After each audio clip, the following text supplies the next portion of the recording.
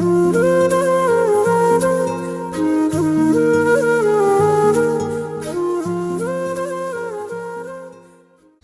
అయిన యేసుక్రీస్తు నామములో మీ అందరికీ శుభములు కలుగును గాక. Praise the Lord. రండి, ఈ యొక్క సాయంకాల సమయంలో దేవుని యొక్క పాటలు పాడుతూ అలాగే దేవుని యొక్క మాటలు విందాం. ఈ యొక్క సమయంలో మీరందరూ ప్రార్థనాపూర్వకంగా సిద్ధపడి ఉన్నారని భావిస్తూ ఈ యొక్క సమయంలో మనందరం ప్రార్థన చేద్దాం. స్తోత్రం తండ్రి, స్తోత్రం నాయన, పరిశుద్ధాత్ముడా, యేసయ్య, గొప్ప దేవ, గొప్ప తండ్రి, మీకే కోటాను కోట్ల స్తుతులు స్తోత్రాలు చెల్లిస్తున్నాము. మా దేవుడవు, మా రాజు, మా ప్రభుడవు, నీకే కోటాను కోట్ల వందనాలు తండ్రి. ఇంతకాలం మమ్మల్ని కాచి కాపాడిన దేవా, భద్రతనిచ్చిన దేవా, నీకు స్తోత్రాలయ్యా. ఈ యొక్క సమయంలో, ఈ యొక్క సాయంకాల సమయంలో తండ్రి మాతో మీరు ఉండమని ప్రార్థిస్తున్నాము. ఒక్కొక్కరితో మీరు మాట్లాడమని ప్రార్థిస్తున్నాము. మీ యొక్క సన్నిధి మాకు అనుగ్రహింప చేయమని ప్రార్థిస్తున్నాము. ఆది నుంచి అంతం వరకు మీరు మాత్రమే మహిమ పొంది తండ్రి నైనా మీ యొక్క ప్రత్యక్షత మాకు అనుగ్రహింప చేయమని కోరుతూ యేసు నామములో అడిగి వేడుకొని ప్రార్థిస్తున్నాం తండ్రి, ఆమేన్. ఈ యొక్క సమయంలో యుద్ధము యెహోవాదే అనే ఒక పాటను ఈ యొక్క సమయంలో మనందరము పాడదాం. రాజులు మనకెవ్వరు లేరు, శూరులు మనకెవ్వరు లేరు.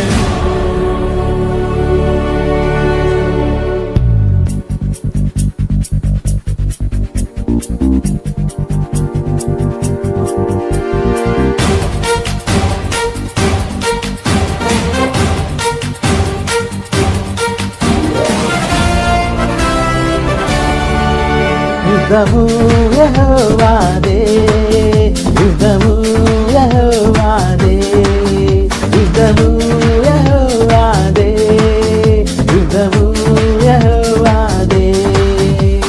రాజులు మనకెవ్వరు లేరు, శూరులు మనకెవ్వరు లేరు. రాజులు మనకెవ్వరు లేరు, శూరులు మనకెవ్వరు లేరు. సైన్యములకు అధిపతి అయినా యెహోవా మన అండా. యుద్ధము యెహోవాదే, యుద్ధము యెహోవాదే, యుద్ధము యెహోవాదే, యుద్ధము యెహోవాదే.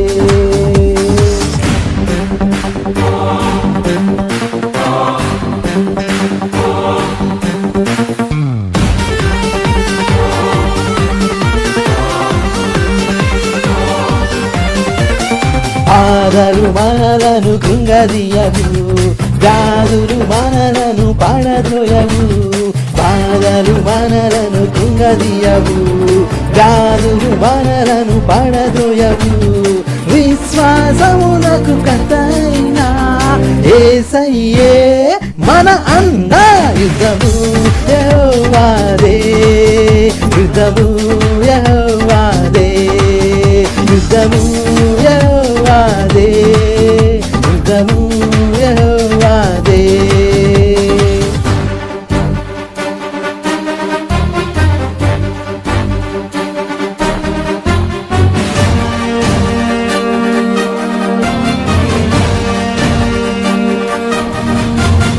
ఎరికో గోడలు ముందున్నా, ఎర్ర సముద్రము ఎదురైనా. ఎరుకో గోడలు ముందున్నా, ఎర్ర సముద్రము ఎదురైనా. అద్భుత దేవుడు మనకుండా, భయమేలా మనకింకా. యుద్ధము యెహోవాదే, యుద్ధము యెహోవాదే, యుద్ధము యెహోవాదే, యుద్ధము యెహోవాదే.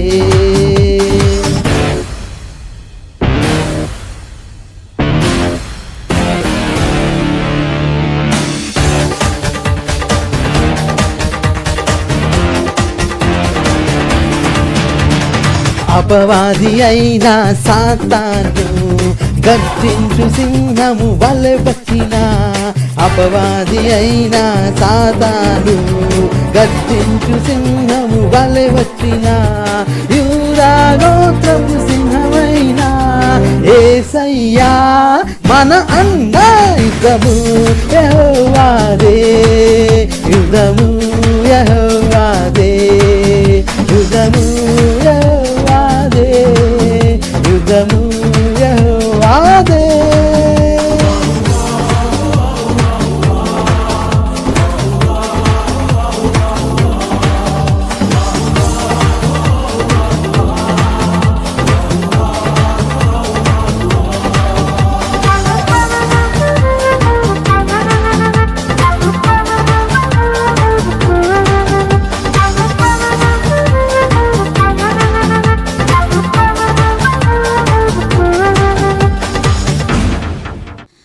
దేవుని యొక్క వర్తమానాన్ని విందాం.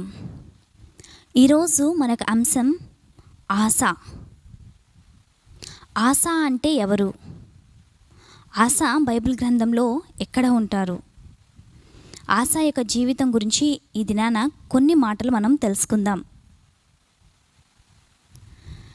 ఇశ్రాయేల్ ప్రజల్ని ఏలిన మొదటి రాజు సౌలు, రెండవ రాజు దావీదు, మూడవ రాజు సొలొమోను. దాని తర్వాత ఇశ్రాయేలు రాజ్యము రెండుగా విభజింపబడుతుంది. ఒకటి యూదా రాజ్యము, మరొకటి ఇశ్రాయేల్ రాజ్యము. ఈ యొక్క యూదా రాజ్యాన్ని మొదటిగా రాజుగా ఎవరు ఏలారు అంటే రెహబాము అనే రాజు మొదటిగా యూదా రాజ్యాన్ని ఏలారు. అలాగే రెండవ రాజు యూదా రాజ్యాన్ని ఏలిన వ్యక్తి ఎవరు అంటే అబీయా. మూడవ రాజే ఆస. యూదా రాజ్యాన్ని ఏలిన మూడవ రాజు ఎవరు అంటే ఆస. ఆస అంటే అర్థం ఏంటి అంటే స్వస్థపరచు అని అర్థం. ఈ యొక్క ఆస మనకు బైబిల్ గ్రంథంలో రాజులు మొదటి గ్రంథము 15వ అధ్యాయంలో కనిపిస్తాడు. అలాగే దినవృత్తాంతాలు 2వ గ్రంథంలో 14వ అధ్యాయంలో మనకు ఈ యొక్క ఆస మనకు కనిపిస్తూ ఉంటాడు. ఈ యొక్క ఆస యొక్క తండ్రి పేరేంటంటే అబీయా, తల్లి మయాకా. ఈ యొక్క ఆసాను గురించి ఈ దినాన కొన్ని విషయాలు మనం తెలుసుకుందాం. మొదటిగా ఈ యొక్క ఆసా గురించి బైబిల్ గ్రంథంలో ఏమని రాయబడి ఉంది, ఈ యొక్క రాజు ఏ విధంగా రాజ్యాన్ని ఏలాడు, యూదా రాజ్యాన్ని అనే విషయము ఈ యొక్క సమయంలో మనము తెలుసుకుందాం. మొదటిగా దినవృత్తాంతాలు 2వ గ్రంథము 14వ అధ్యాయము 2వ వచనంలో మనం చూసినట్లయితే అక్కడ రాయబడి ఉంది ఏమనంటే, ఆస తన దేవుడైన యెహోవా దృష్టికి అనుకూలముగా ఉండెను అని రాయబడి ఉంది.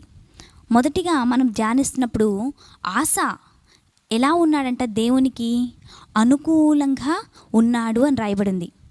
ఒక రాజు, ఒక మంచి స్థాయి కలిగిన వ్యక్తి, అనేక మంది పనివారు ఉంటారు, సర్వసంపద కలిగిన వ్యక్తి.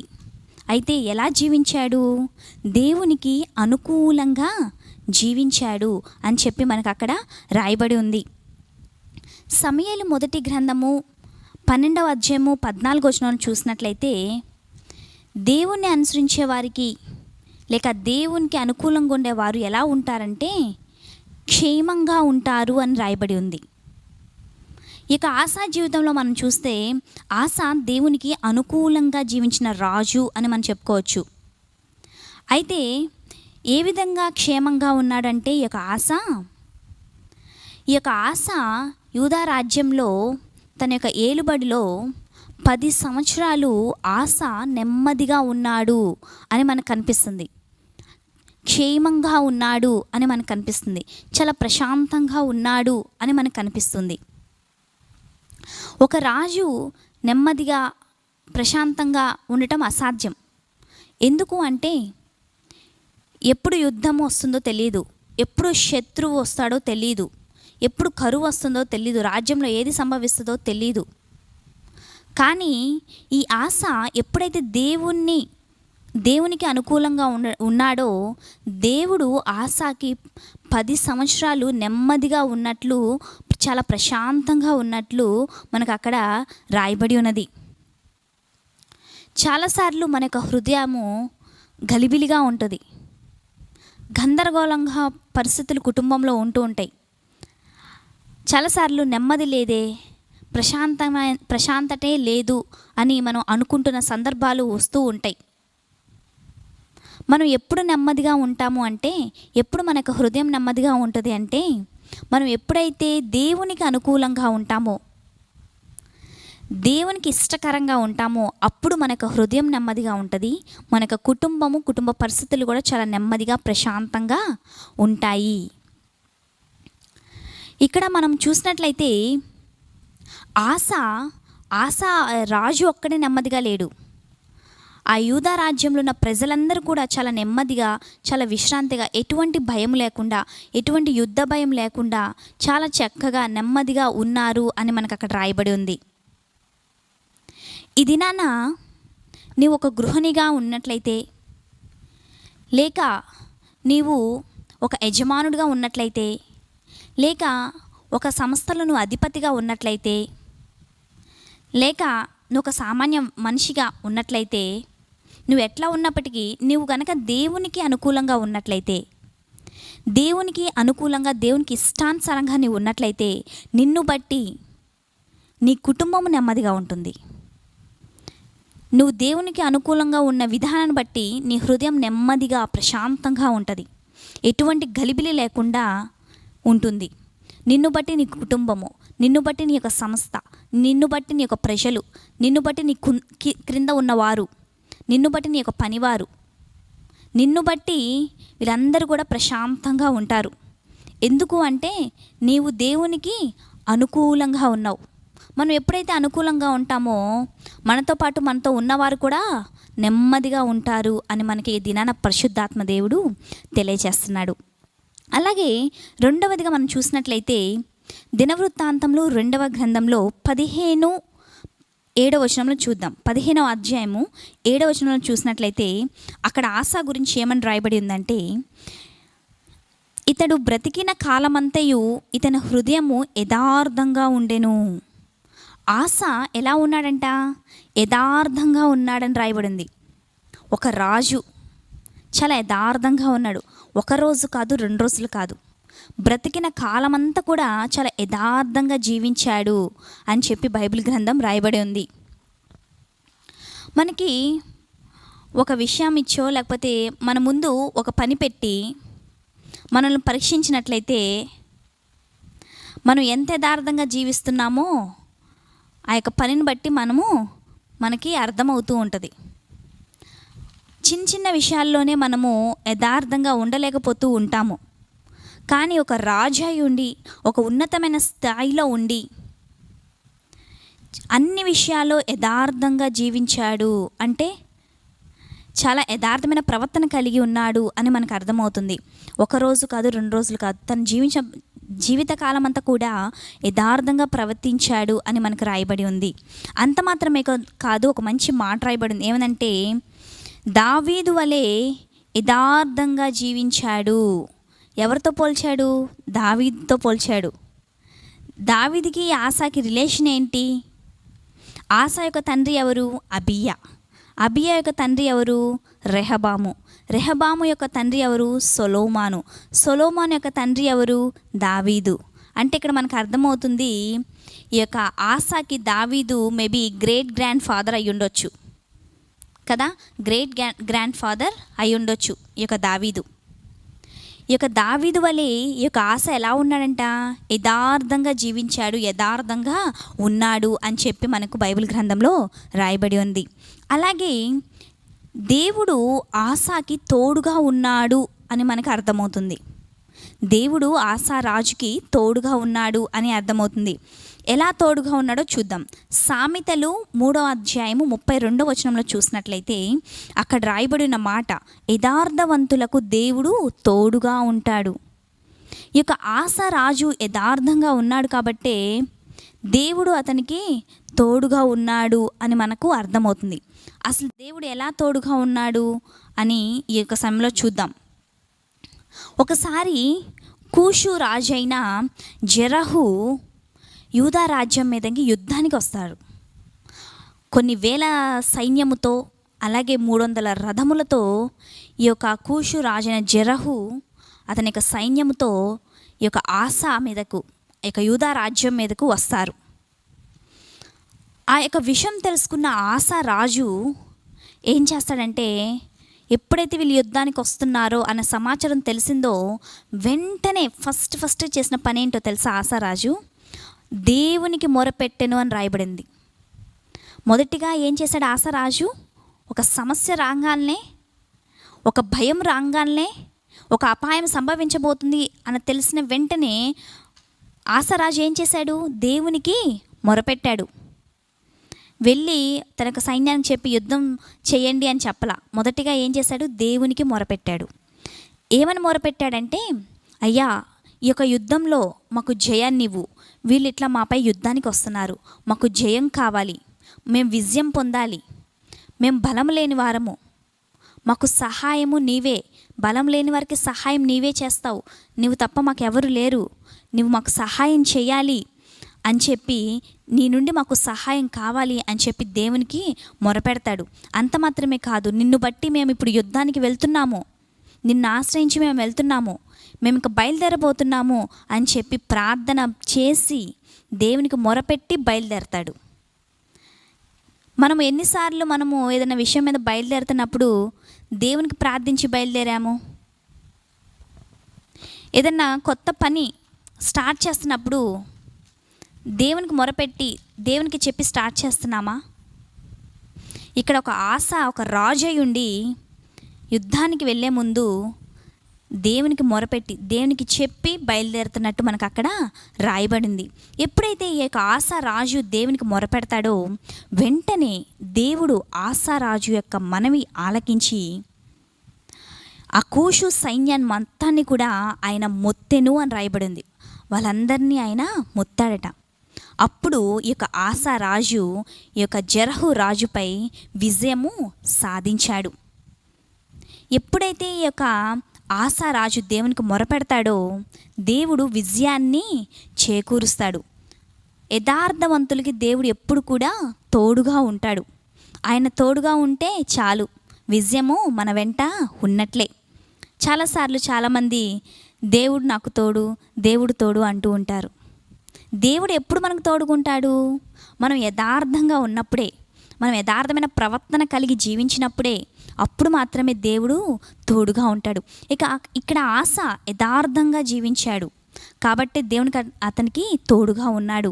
అంత మాత్రమే కాదు, దేవుడు అతనికి విజయాన్ని ఇచ్చినట్లు మనకు అక్కడ కనిపిస్తుంది. అలాగే రెండవదిగా ఏంటి అంటే, దేవుడు ఆసా రాజుకి ఒక కీడుని మేలుగా చేశాడు అని మనం చెప్పుకోవచ్చు. ఏంటి ఆ కీడు, ఏంటి ఆ మేలు అంటే, కీర్తనలు 84:11 చూసినట్లయితే, యథార్థముగా ప్రవర్తించు వారికి ఏ మేలు చేయక మానడు. ఎవరైతే యథార్థంగా ప్రవర్తిస్తారో దేవుడంట వారికి మేలు చేస్తాడట. మనం కనుక యథార్థంగా జీవించినట్లయితే ప్రతి మేలు మనకు మన జీవితంలో జరుగుతుంది.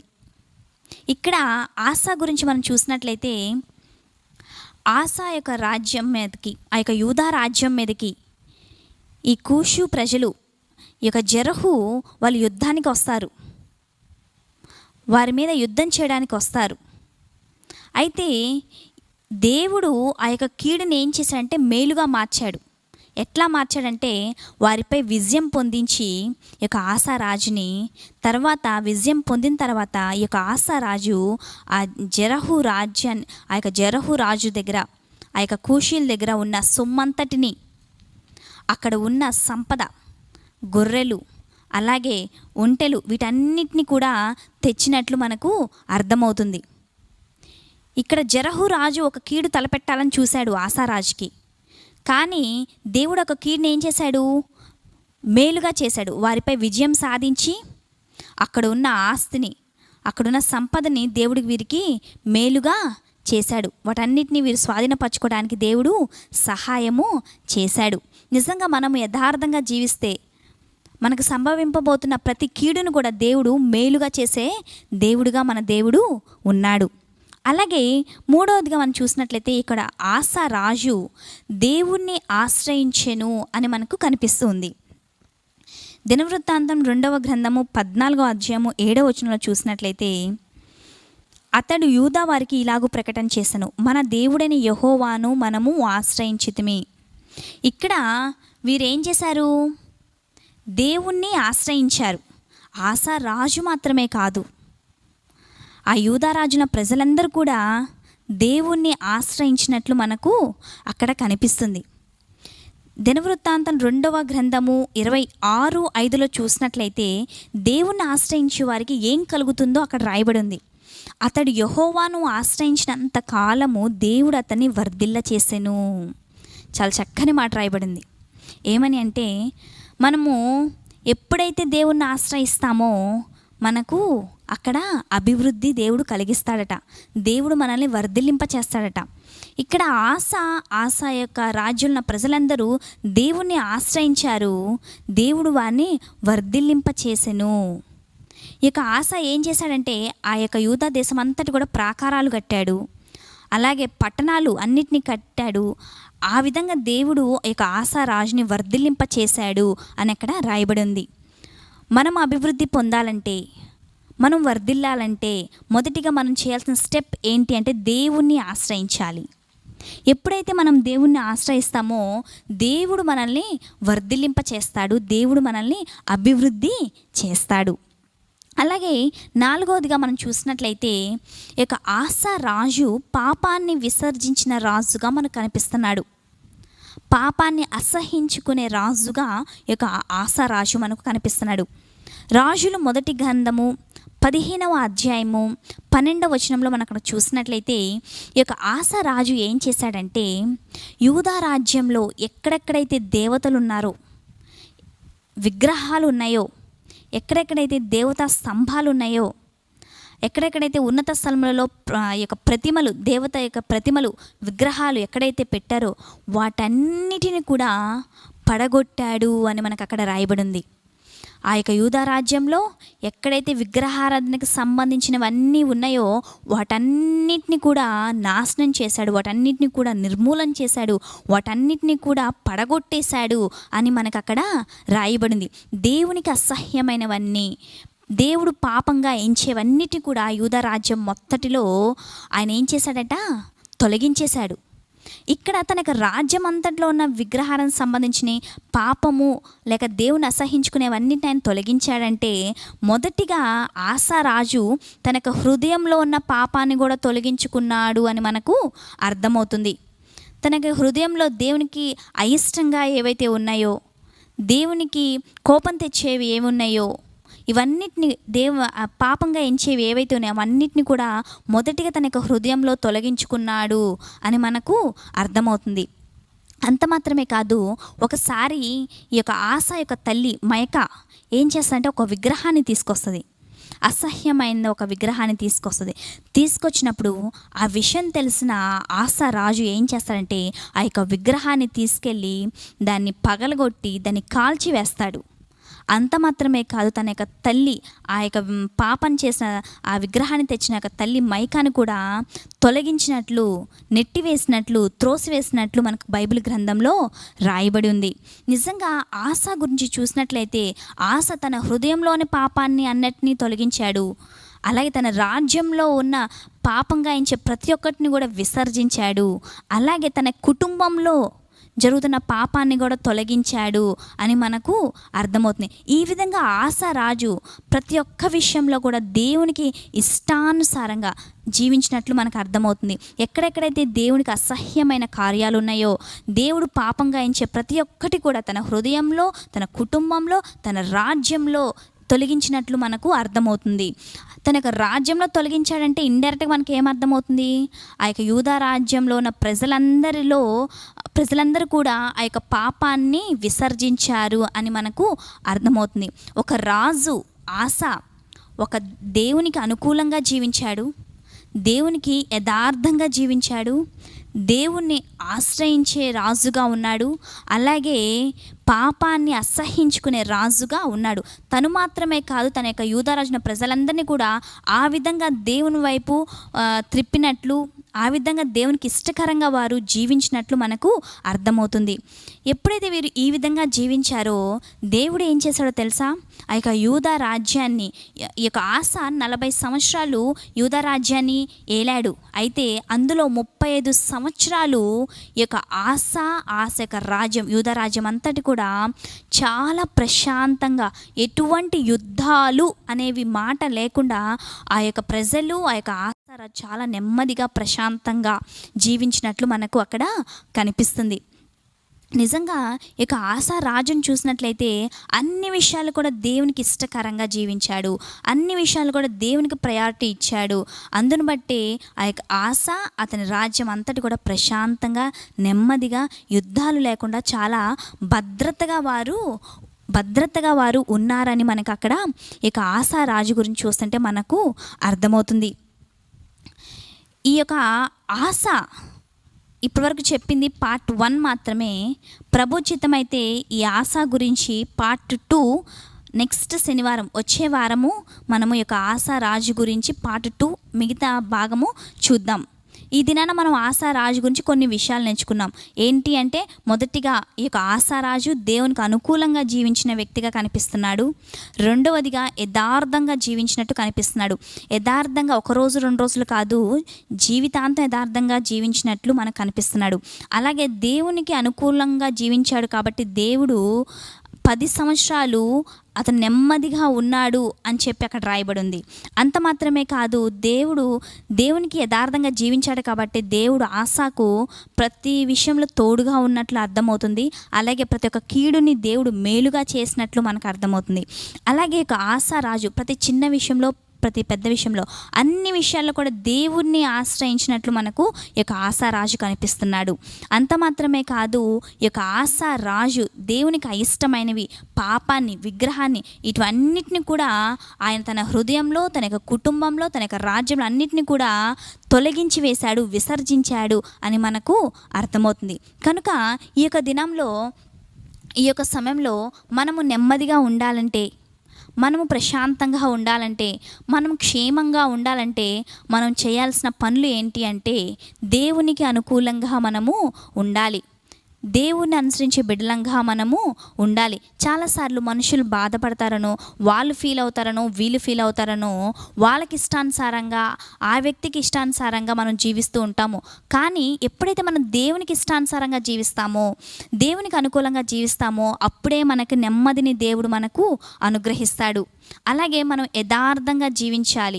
మనకు దేవుని యొక్క తోడు మనకు కావాలంటే మనం ఏం చేయాలి? యథార్థమైన ప్రవర్తన కలిగి మనము జీవించాలి.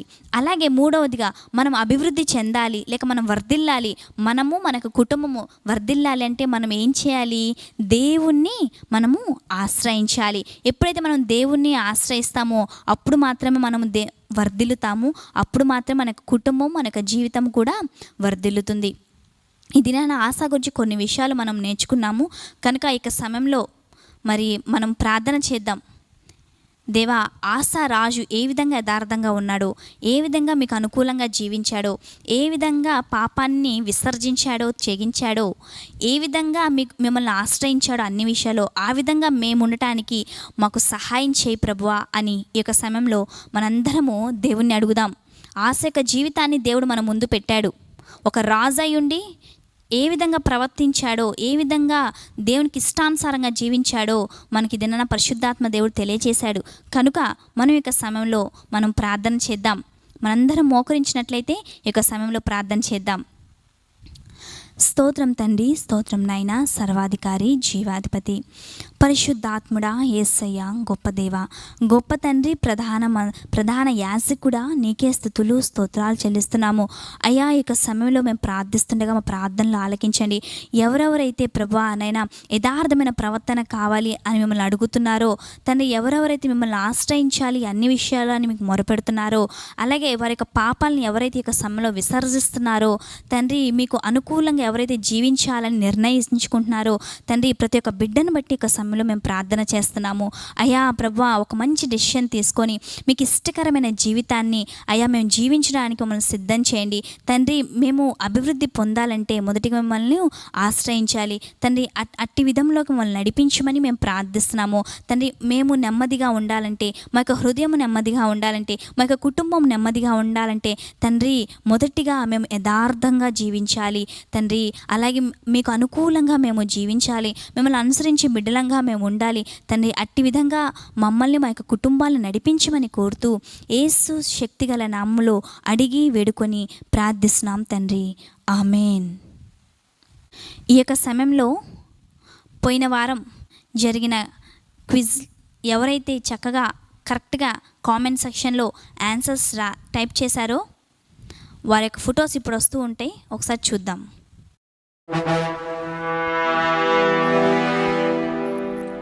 రాజులు మనకెవ్వరులే, శూరులు మనకెవ్వరులే.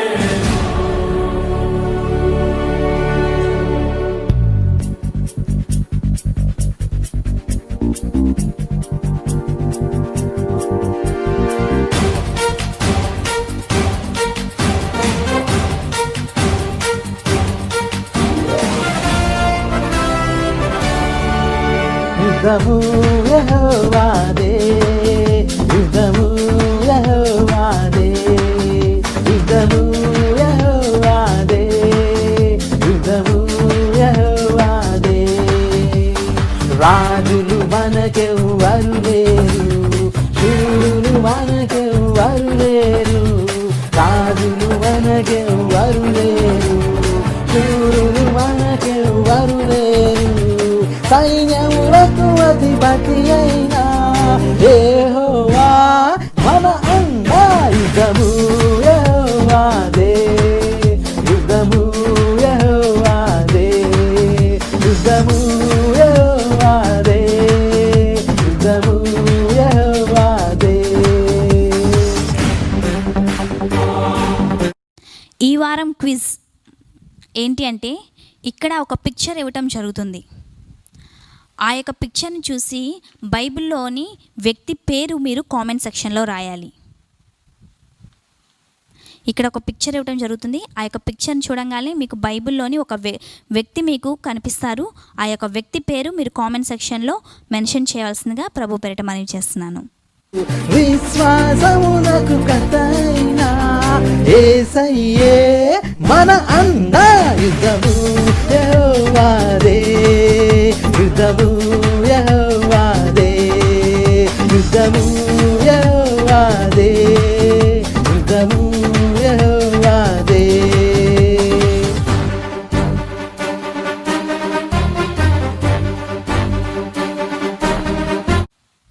అందరికీ వందనాలు.